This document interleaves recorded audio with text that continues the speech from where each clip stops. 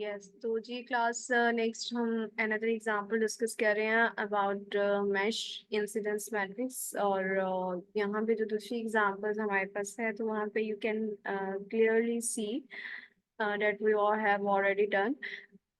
We have already developed its nodal incidence matrix. यहाँ पर हमारे पास vertices 1, 2, 3 and 4 हैं और इनके दरम्यान जो edges develop हैं ये हमारे पास E1 एच है, ये हमारे पास E2 एच है, इसी तरह से ये हमारे पास E3 एच है, ये E4 एच है, यहाँ पे हमारे पास E5 एच है और ये हमारे पास है E6 एच है।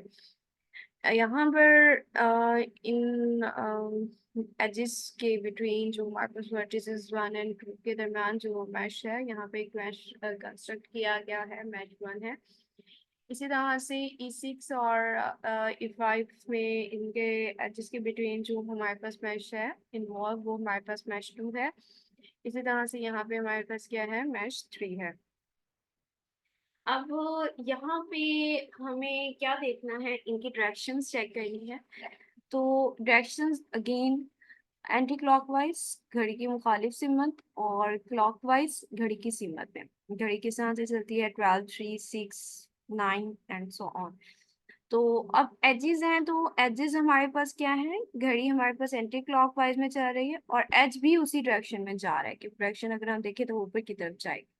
इस तरह से यहाँ पे क्लॉकवाइज है लेकिन एज की डायरेक्शन क्या है, ऑपोजिट है, तो यहाँ पे -1 +1। Got it clear. अब यहाँ पे मैश 1 है तो मैश 1 की डायरेक्शन देखें क्या है, यहाँ पे मैश 1 की डायरेक्शन अगर हम नोट करें तो ये हमारे पास है क्लॉकवाइज।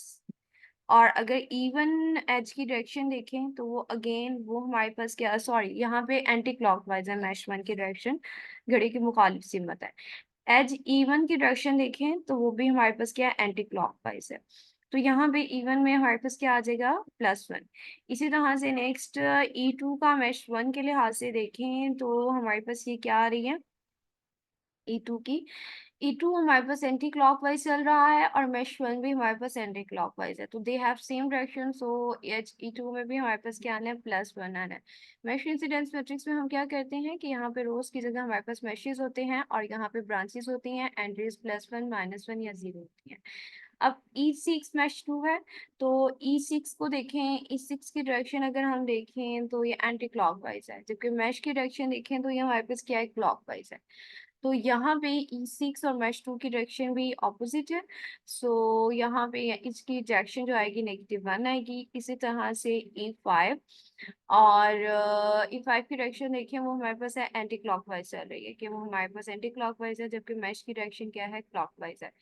तो यहाँ पे इसकी डायरेक्शन क्लॉकवाइज है तो यहाँ पे हमारे पास they will have opposite direction, so वो here will be -1। Similarly E3 की देखें और पहले मैच की चेक करते हैं, एंटी क्लॉकवाइज है। E3 की भी हमारे पास क्या है, एंटी क्लॉकवाइज, जबकि E4 की देखें हमारे पास क्या जा रही है, क्लॉकवाइज। तो मैच 3 की E3 के लिहाज से अगर हम देखते हैं तो ये हमारे पास क्या है, ये हमारे पास है एंटी क्लॉकवाइज, सेम डायरेक्शन है दोनों की, तो हमारे पास +1 आ जाएगा। E4 और मैच 3 की डायरेक्शन जो है वो ऑपोजिट है। सो यहाँ पे हमारे पास ऑपोजिट डायरेक्शन की वजह से क्या आ जाएगा, -1 आ जाएगा और रिमेनिंग अदर एंट्रीज हमारे पास क्या आ जाएंगी, जीरोस आ जाएंगे।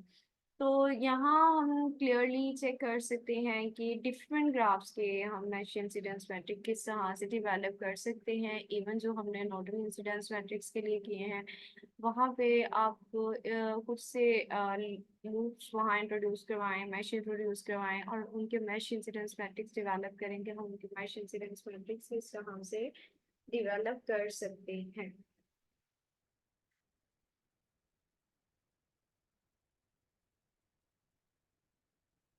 नेक्स्ट आप ग्राफ लेके उनके ऊपर काम करें और उनके मैश इंसिडेंस मैट्रिक्स डेवलप करें।